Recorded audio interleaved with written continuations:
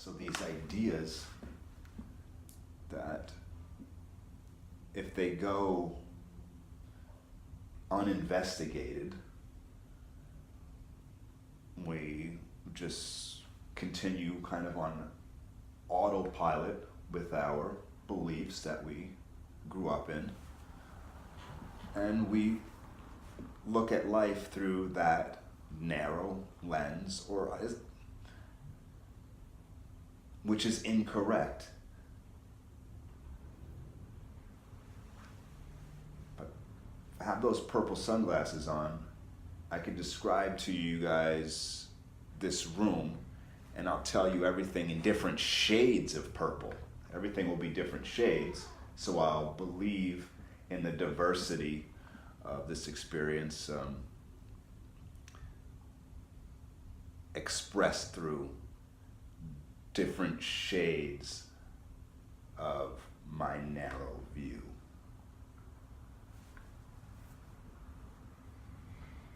But I can't see anything outside of my own narrow view. Because I see different shades, I can believe that I'm seeing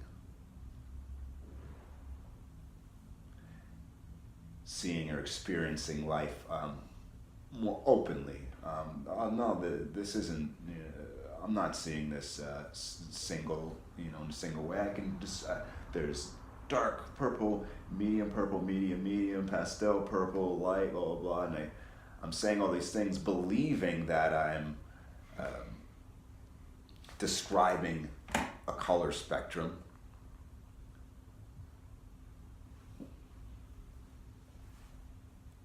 I can believe that I can see everyone else for what they are, but I'm only experiencing a reflection of my narrow-mindedness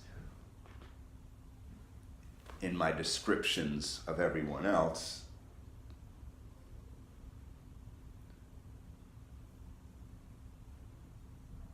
Because all I see of everyone else is my judgments that are fueled by the limiting perspective of the lens I'm seeing through.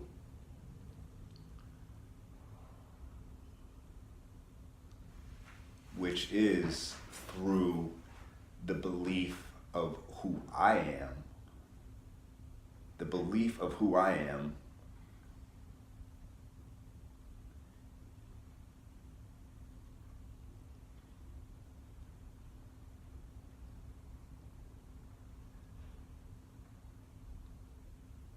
thinks it knows how things should be, how people should act, what's right and what's wrong. So if I meet someone, depending on how much in line with my narrow belief structure they are in, I will form my judgment and opinion about them. So I can never see anyone for who they are, because I only see my judgment of them because I believe in the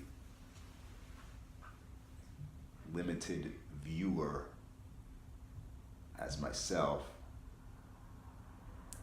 I believe that viewpoint to be true and accurate.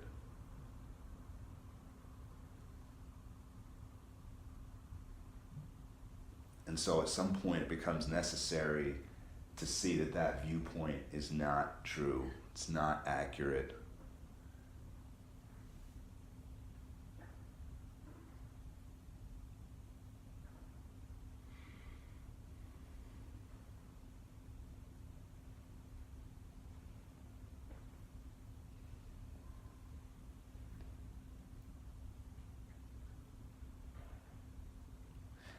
It's relieving to me to acknowledge this point of negation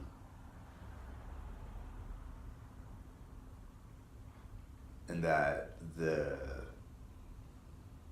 heavy constriction of personal perception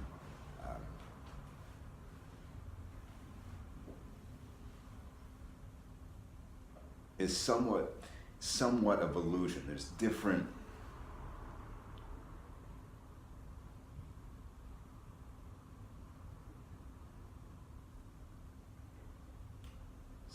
layers of this experience. And what happens often will come from a question or an idea from one aspect of this experience that has no significance in another part.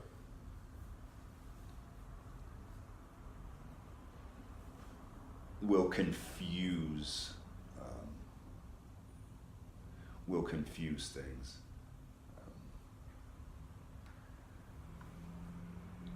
On the level of interaction, we would have to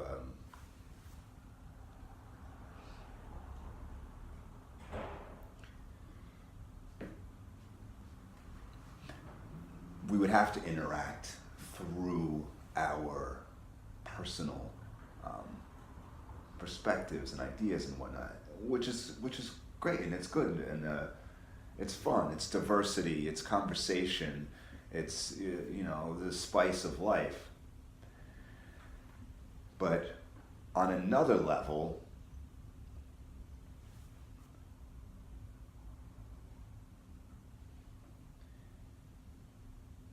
that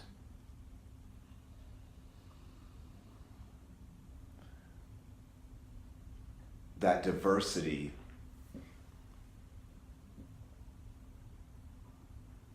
is not ultimately true. It's like the characters, like we all have developed a character. So they even say, oh, that person has character. We're all characters in a story, and like the Wizard of Oz, that's what this kind of feels like to me right now. We all have characters playing these roles, but all of these characters come back to show each one that the lesson that Dorothy learns, everyone receives that Dorothy teaching, but we're all playing the different roles. And for us to see the deeper truth of this, we have to be willing to see ourselves before the role. And so this is kind of hard for me to articulate. So coming from the point of view of the role, if we start to try to find validation or an answer for the role aspect of ourselves, if we try to find that in the place that is pre-conditioning, pre-adoption of a role, then the part of ourself, the individual perspective, which is the role, this role that we're playing, will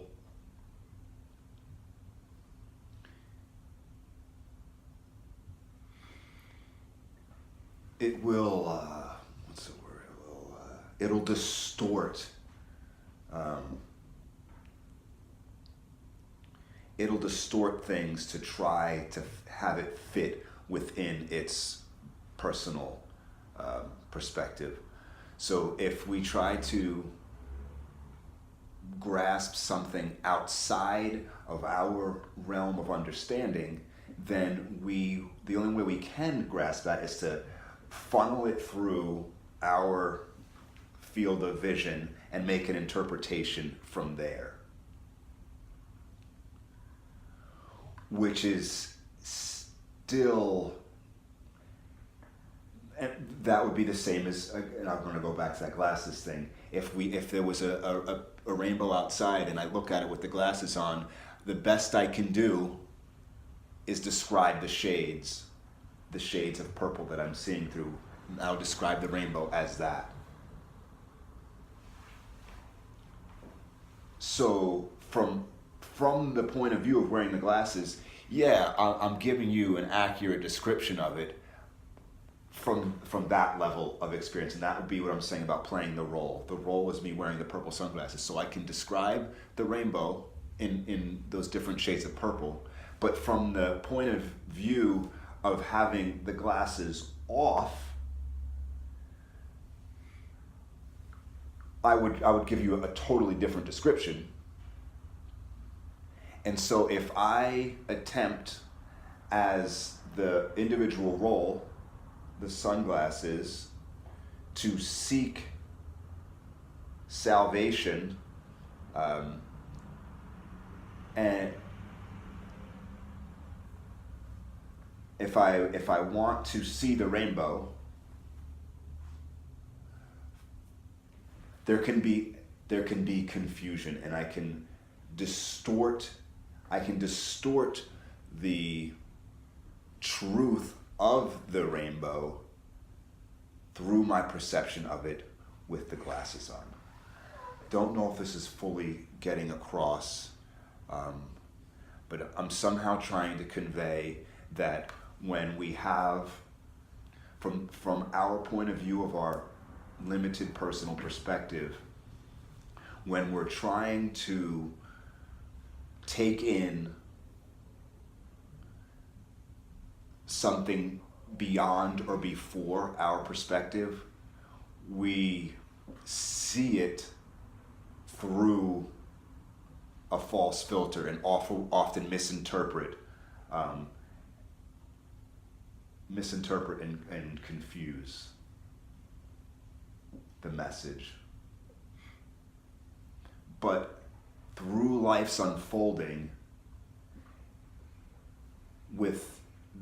this will start to clarify itself and start to clear up. And so, like, regardless of how hard I try with my glasses on to see the rainbow, it's not going to fully happen. But as life continues to unfold as it does, maybe the purple tint starts to lighten, and now I may be starting to get a couple of an idea of, like, maybe different colors for the first time. Maybe I could see different colors a little bit, but it's not on my time, even though I can conceptually accept the fact that I'm wearing these glasses and entertain the possibility of the rainbow being seen without my glasses. Even though I can entertain that and I'm on board, now that I've seen that or I at least can acknowledge as a possibility that there is a rainbow with a spectrum of different colors, I know I'm wearing the glasses, I'm entertaining that as being a possibility, but I can be very much ahead of myself while I'm still wearing these purple sunglasses and being feeling a lot of discontent and anxiety and struggling to see this rainbow clearly while I'm still wearing the shades.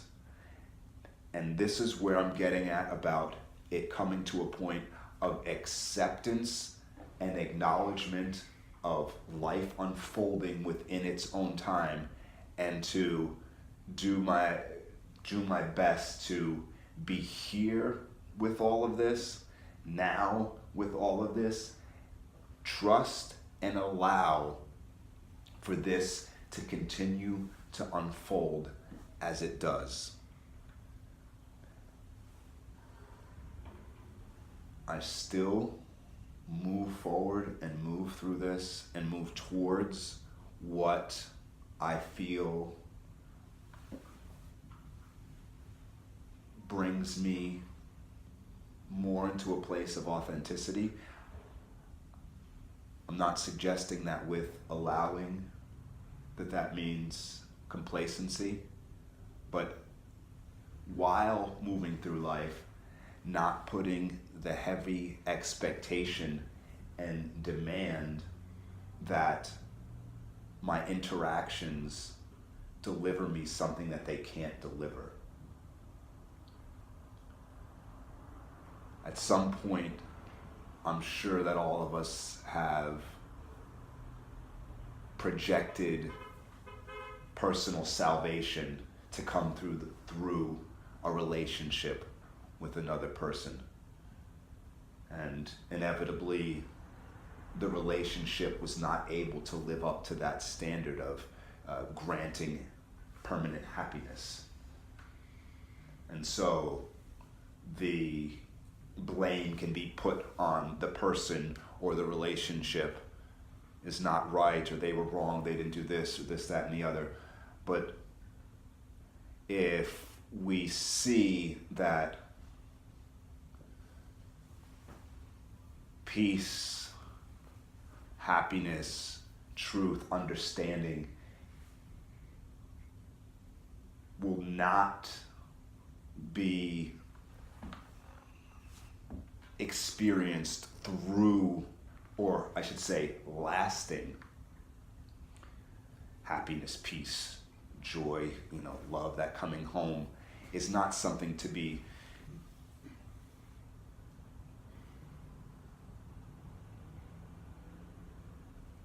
received from a relationship, an activity, an experience. It's through being home, but then we can move through life without putting these unrealistic expectations on it and allow it to be what it is, versus chasing down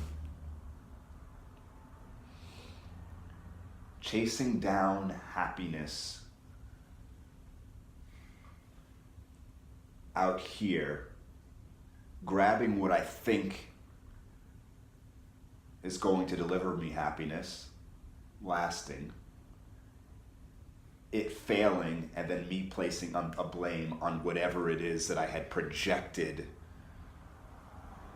this lasting peace to come from. And so with that allowing of life to unfold, there's more of, I think it frees up the movement in life. If I don't project everything that I do or experience to give me something that it can't give, then I can move through life with a lot more ease, while allowing and acknowledging that life is going to continue to unfold and present deeper truth and understanding. I can take away the pressure and the unrealistic expectation that I have of the outside world delivering me myself, which I am equating to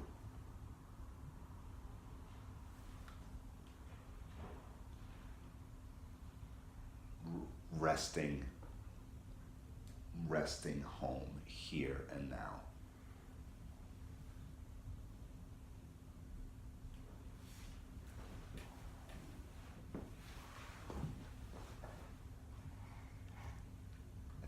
I think deep down we all just really desire to be able to land home, which is here. We all want to be comfortable, fully here, now. Regardless of what's going on out here, we all just want to give a final, big sigh of relief and be comfortable here, home.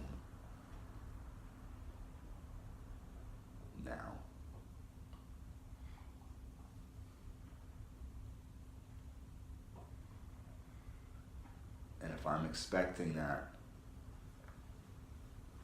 from out here, or out there, I should say,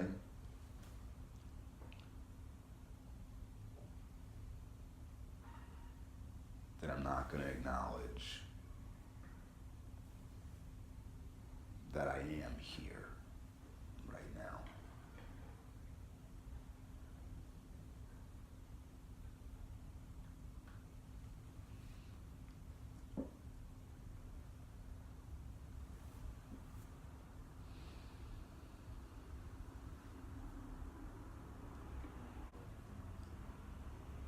See, we see that, but somewhere in us, we're still gripped by the belief that there's something other than here and now. And that's why because if we're saying this, right, and I think we're pretty much on board that that's true,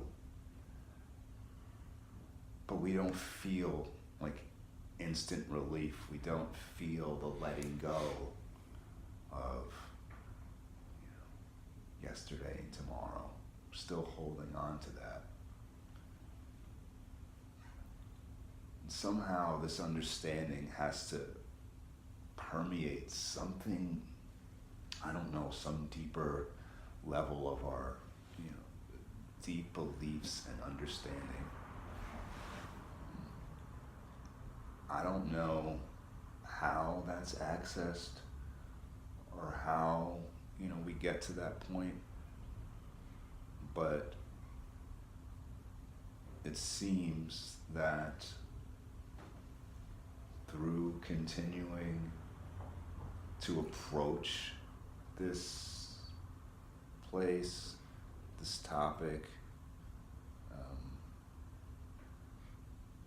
that it does become more and more clear. And I'm directly putting that up against another, and what I would say, deeper understanding that life just unfolds as it does in due time. But this, like what's happening now, is an example of what I was saying about, yes, as life is unfolding, allow and accept it to unfold, but that doesn't equal complacency. And so I believe that this is us acting it out, acting life out, not being complacent, but simultaneously be at a point of accepting and allowing life to unfold.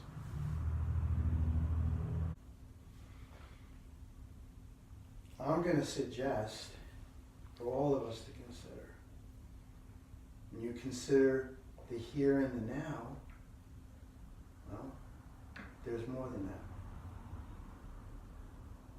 You touched on it when you spoke about all that you can, I'm talking about earlier today, all that you can really cite, I'm paraphrasing the spirit of what you said, is what you're experiencing now, what you have experienced.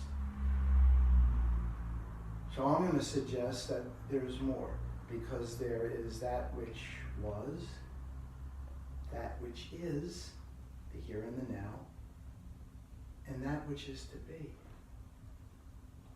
Now, each of us can speak about the here and now. As you're talking about our own personal experiences as we go through life's experience and as it unfolds for us. Each of us can speak about that which has been as we talk about our past.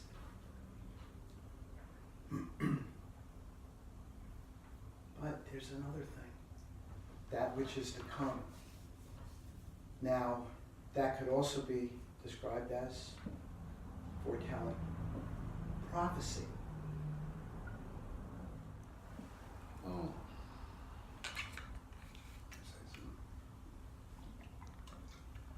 This is a good example of what I was saying about coming from one place interpreting the rainbow through the glasses.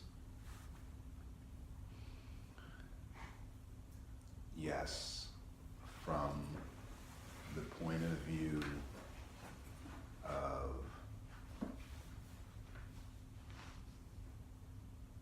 someone wearing the glasses, there is what has come and what is to come.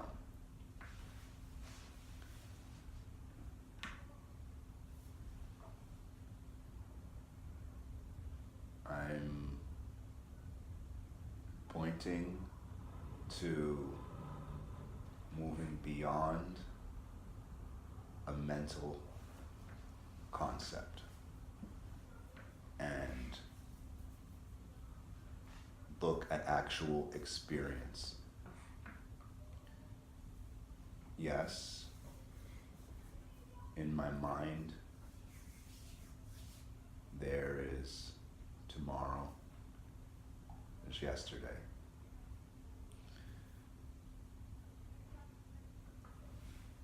I have never experienced tomorrow or yesterday.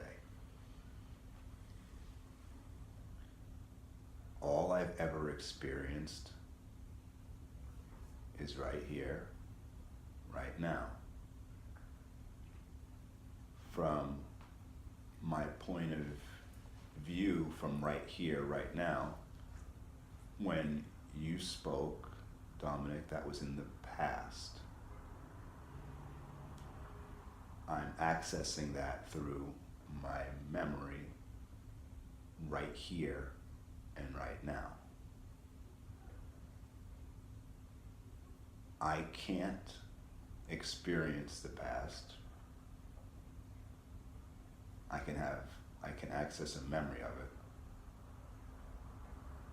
When I access that memory, it's an experience that takes place right here and right now. Have you ever experienced what's to come?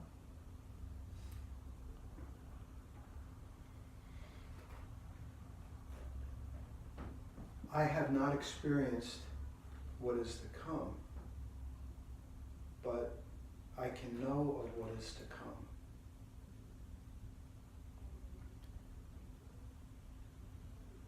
Yes, the And mind. so too can others. All of us here can as well. And it can be known by truth, which is infallible. And remember, truth, for truth to exist, there can be no lie. No Wait, let's try to stay with this. Okay.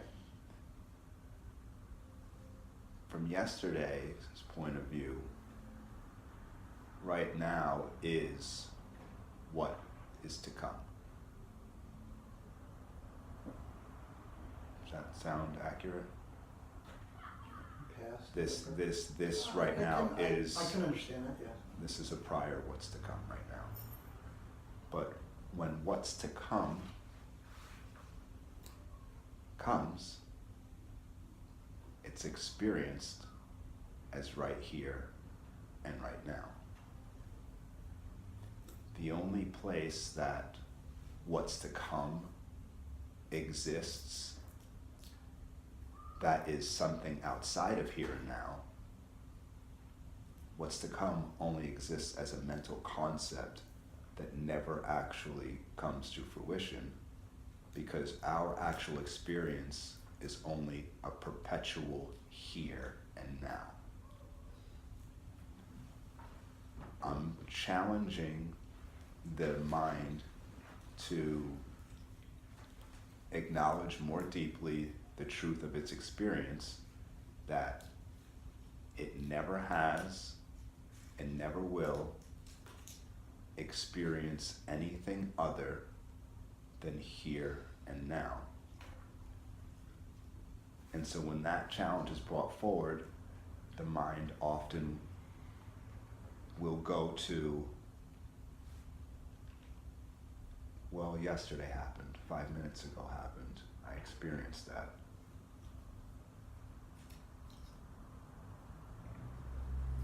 Here now is what you experienced, through your memory, you can access that here and now.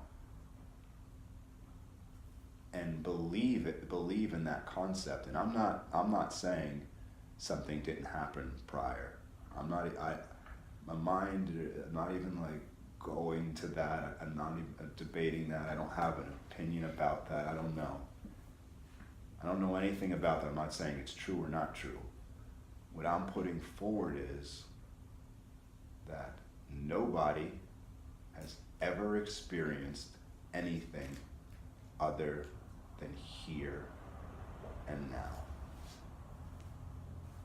And to entertain that possibility and then to look within one's own personal experience and see if throughout your entire life, if you've ever experienced anything other than right here and right now.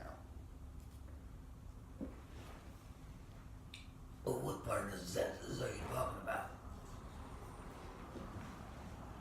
Like, I can remember yesterday. When do you remember that? I'm here right now. So I'm here right now, but I'm remembering something's past. Now tomorrow I can imagine what I'm going to be doing. You can imagine. When can you imagine? Here now. Well, I think it's like Buddhism in a way. It's like the pain comes from the struggle of wanting what's out there. You know, so like myself, I find myself spending a lot of time trying to master my world, gain some mastery over it. And I wake up at 2 o'clock in the morning and I can't get back to sleep because my mind is going about what I'm going to do about a certain situation. You know, and I like what you say, and I hear what you say, and I think it's good to at least try throughout the day to ground yourself and remind yourself that the only thing that you can experience is right here, right now, and that all the answers that you ever really need in life are always within you. They're not out there, you know, and a lot of people think that the answer is out there, and it's really not. It's an illusion. Everything that you ever need is in you already. And I think that by grounding yourself and not ruminating about the past or trying to manipulate your world so that your future matches your concept of what your life should be, that doesn't work. It doesn't work because, as you say, life is going to unfold as it's going to unfold. You know, you can try to manipulate it, but it's not, it's always going to bring you pain because you can't manipulate it. You know, your life is, it's not out there. And I think most people think that life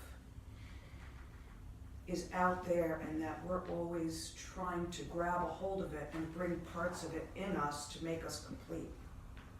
And that we have to realize that we're already complete. And that we're already a part of the world. Someone like I see you right now, you're part of my world. I'm not outside looking in at you being in the world. I'm part of your world. So there can only be the one. It's all one. And we're all in each other's world. You know what I mean? We're all breathing the air in this room. So we're all like a part of each other on the earth. And we act as if we're outside looking in. And we're not. And I think that we have a lot of pain in our lives when we think that we're trying to fill ourselves up with things that are not in us to make us feel better. And that's where I come to the idea of negating the untruths and the false beliefs. Because from where we are, we could attempt to take on another belief. You know, you mentioned some things from Buddhism. We can attempt to look for a structure that provides some comfort and something for us to believe in, and try to feel better and make sense of all of this, and so we can grasp onto that, which then adds on to our stories and our ideas and our grasping, but it doesn't offer us the relief. So we try and we hope and we pray and we have faith, but when we just take away the false perspective, all that's being described through these religions and whatnot, then the descriptives of these structures, they become first-hand experience, because we're removing the blocks and the obstacles. Once they're removed, then everything that all of these religions are describing, now they can be first-hand experience because we've cleared the way. But when we're already blocked up and we just try to add on by adopting these new things, we're just further getting into the clutter, and again trying to see something, you see another shade of purple instead of seeing yellow. You know, if the Buddhism is telling you, hey, the sun is yellow, and you have purple sunglasses on, and you look at the sun, you just still see another shade of purple that maybe you didn't previously see before, and for a while that new shade of purple can feel like something fresh and new and inviting, and then when that becomes commonplace, they'll be, okay, now I need to find another and another and another. But when it comes down to negation, if you remove